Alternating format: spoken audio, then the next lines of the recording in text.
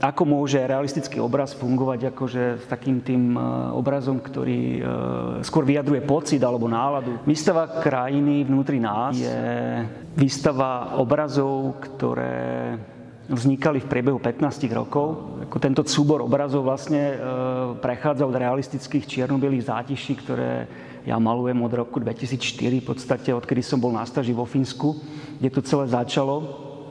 Táto čierno-biela fascinácia vlastne ako realizmom až po doslova niekedy až abstraktné krajiny. Keď som sa niečím v mojom období alebo v nejakom proste časovom období o niečo zaujímal, tak vždycky vznikli nejaké štúdie, nejaké proste obrazy, ktoré ale sú originálne. Ako každý jeden vlastne akoby nejakým spôsobom, aj pre mňa tu na tej výstave znamená nejaké moje obdobie a nejaký môj spôsob uvažovania, ktorému som sa venoval.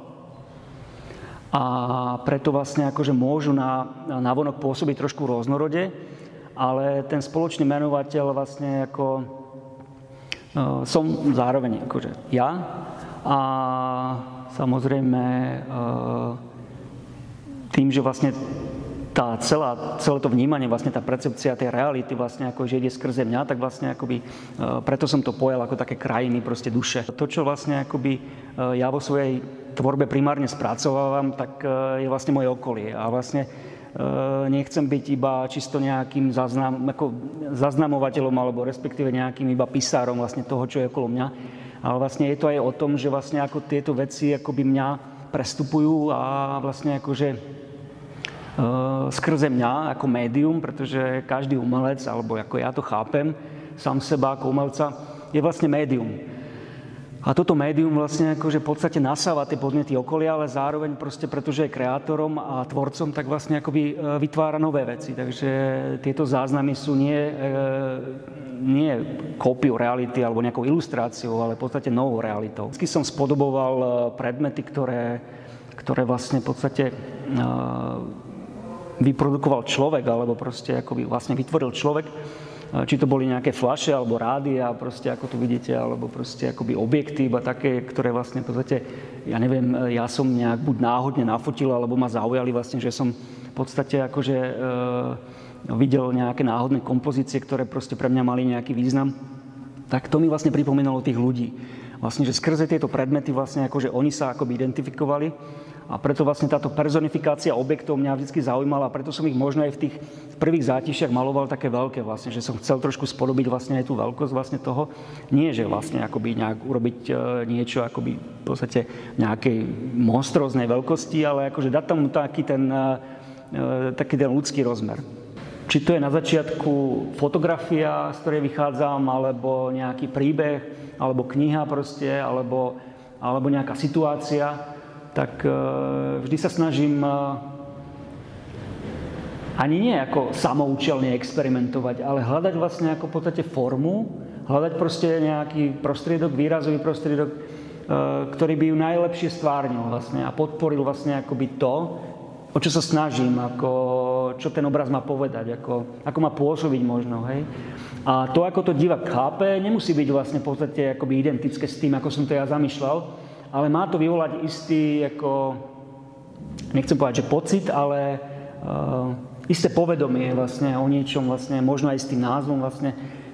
Má to vytvoriť istú atmosféru. Milujem realizmus, hyperrealizmus, doslova akoby niekedy, doslova ma až baví ako bytostne malovať proste akože tie veci tak ako sú, alebo respektíve tak ako sa mi javia na tých fotkách, alebo respektíve keď si aj nainštalujem reálne proste nejaký obraz alebo nejaké zátišie, tak že malujem to proste ako, jak sa aj mení to svetlo vlastne, že fascinuje ma to, jak to pracuje vlastne to svetlo vlastne na tých predmetoch a snažím sa to proste povedať čo najrealistickejšie, pretože v tom čase ma to nejakým spôsobom naplňuje.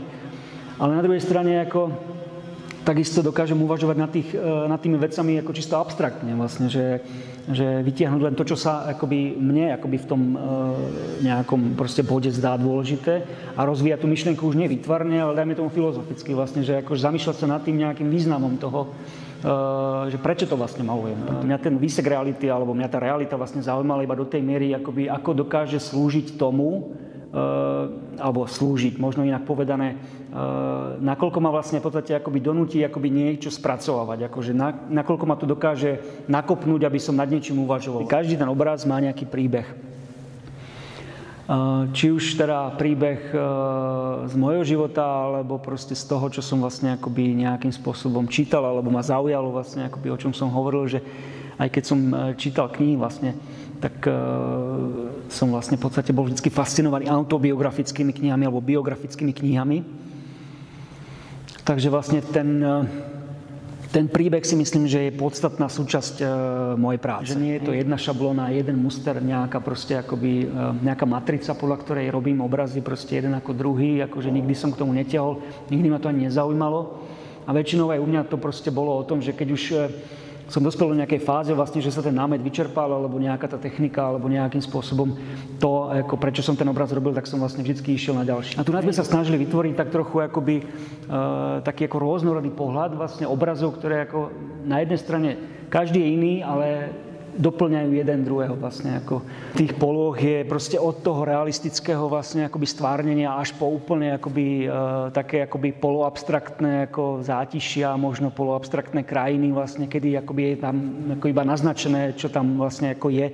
Veci akoby z rôznych aj akoby časových období, aj proste z rôznych miest ako na svete, kde som vlastne v podstate bol a cestoval. Toto je tuším z Talianska, to vlastne moja sestra, tu je môj vlastne v podstate otec, ktorému je aj venovaná táto výstava. Tieto obrazy zase vznikali v Prahe väčšinou. Dá sa to povedať ako taký denník vlastne, hej? Ako taký môj záznam vlastne toho môjho života vlastne. A do toho môjho života prirodzene patrí moja rodina vlastne, akoby, ktorú som tam takisto vlastne ako chcel. Ja si myslím, že umelec nie je nejaký ako vyrezaný detail z čoho si vlastne, že niekde ako v kúte si tvorí čosi, akoby čo nikto nechápe. Umelec je podľa mňa človek, ktorý proste, ako som povedal, je médium a ako také médium proste má vystupovať ako a vyjadrovať sa ku čomu chce. A to si myslím, že aj robím.